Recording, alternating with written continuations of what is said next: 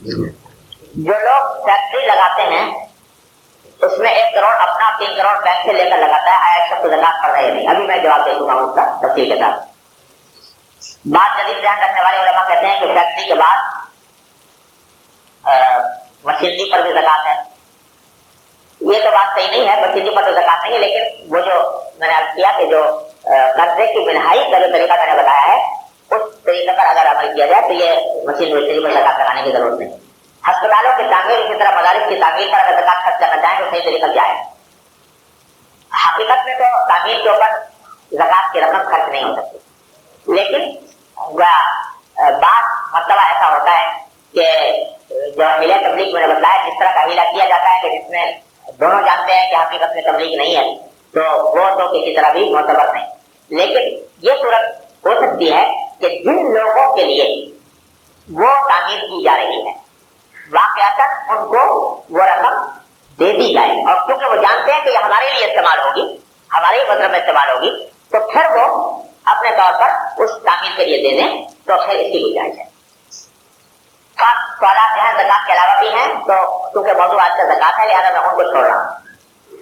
کھانا پکا کر دیا جا رہا ہے، زکات میں ہو سکتا ہے؟ جی ہاں ہو سکتا ہے، کھانا پکا کر اگر مستحقین زکات ہے تو دے سکتا ہے۔ کتابوں کی اشاعت میں زکات کی رقم لگ سکتی ہے یا نہیں؟ تو کتابوں کی اشاعت میں نہیں لگ سکتی، البتہ وہ کتابیں اگر مستحق کے زکات کو مالک بنا کر دی جائیں گی تو اس سے زکات لگا۔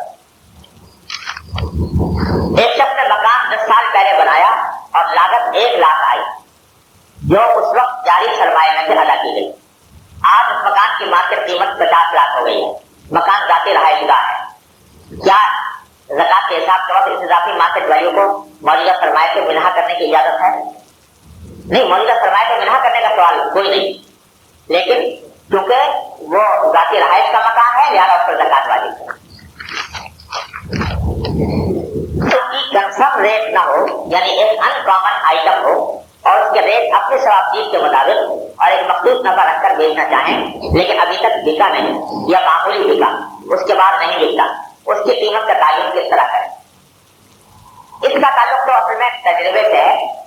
تجربے سے یہ سمجھے انصاف کے ساتھ، احتیاط کے ساتھ اس کی ایک تخمینی اور اندازے سے اس کی قیمت لگائیں کہ یہ سامان جب بکے گا تو ہمیں امید ہے کہ اتنے پیسے کے ملیں گے، تو اس کے ساتھ ہو لگا۔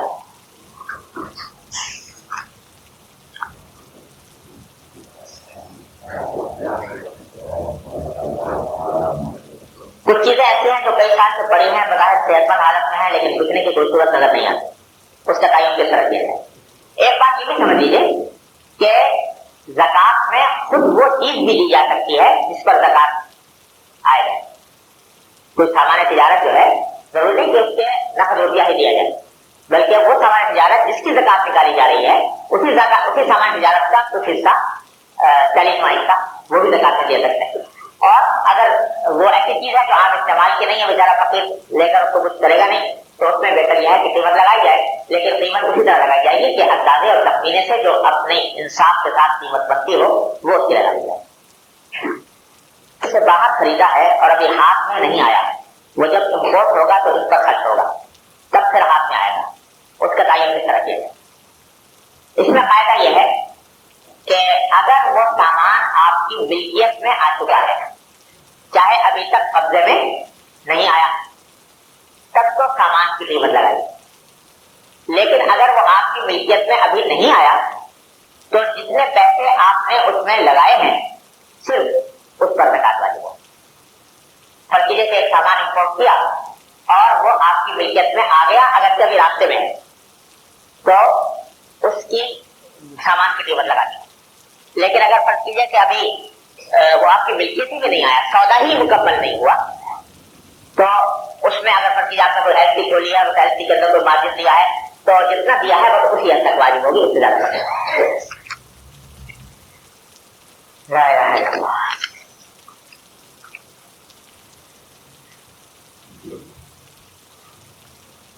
لکھا ہے کہ ہمارے کچھ دوستوں کا نقطۂ نظر کشمیر اور افغانستان کے مدارس کے بارے میں یہ ہے کہ ان علاقوں کے مدارس میں باوجود کہ استحقاق ہے لیکن زکات نہ دی جائے، کیونکہ یہ مدارس والے یہ زکات کی رقم جہاد میں دے دیتے ہیں اور اس طرح دہشت گرد بنتے ہیں۔ برائے مہربانی علاقوں کو مدارس کے حوالے سے وضاحت فرمائیں. بھائی اگر وہ زکات میں صحیح جگہ پر استعمال کرنے کا اہتمام کرتے ہیں تو پھر ان کو نہ دینے کی کوئی وجہ نہیں. میں زکات انگریزی تاریخ کے حساب سے ادا کرتا ہوں. شروع سے اب میں قمری تاریخ سے تعین کیسے کروں؟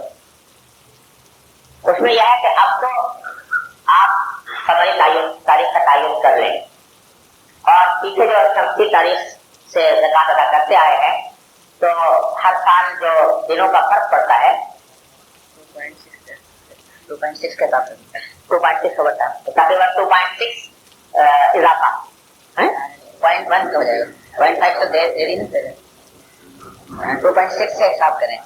2.5 کے بجائے 2.6 سے حساب کریں. تو انہوں نے حساب لگایا ہے دنوں کا تو اس کے حساب سے دے لیں اور آئندہ قمری تاریخ کا اعتبار.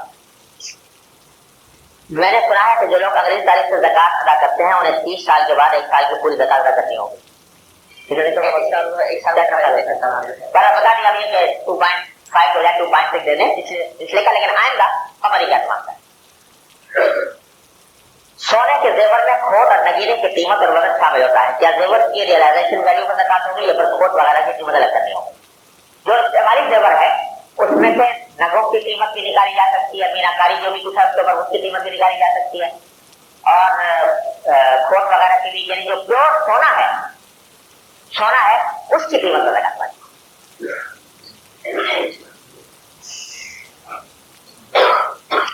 بعض علماء نے شیئر کے کام کو جائز قرار نہیں دیا کیونکہ شیئر کی بنیاد سود پر ہے. سود کی بڑی سخت وہی لائی ہے. آپ نے شیئر کے کام کو صحیح قرار دیا. کیا یہ کاروبار جائز ہے؟ یہ تعلق موجودہ موضوع سے نہیں ہے لیکن میرا اس کے اوپر مستقل ایک تقریر ہے جو اردو کے میں چھپ گئی ہے. شیئر کے خرید و فروخت کے شرعی مسائل وہ پڑھ لیجیے تو پھر تفصیل بات ہو جائے گی. سیونگ اکاؤنٹ میں بھی سود ہے اور آپ نے اس اکاؤنٹ کو صحیح قرار دیا. میں نے تو یہ قرار نہیں دیا ہے. میں نے کہا کہ سیونگ اکاؤنٹ میں نہیں رکھنا چاہیے, کرنٹ اکاؤنٹ میں رکھنا چاہیے. آپ نے فرمایا کہ کوئی شخص بینک سے قرض لے کر فیکٹری قائم کرتا ہے تو زکات دینی ہوگی. کیا سودی کاروبار پر زکات ہے؟ جو قرض لے کر جو فیکٹری قائم کرتا ہے, میرے خیال میں یہ صاحب کوئی بات نہیں سمجھے میری, افسوس یہ ہے. میں نے یہ نہیں کہا کہ اس کو زکات ہوگی. میں نے کہا تھا کہ جو قرض لیا ہے بینک سے اس قرض کو قابل زکات اثاثوں سے منہار نہیں کیا جائے گا.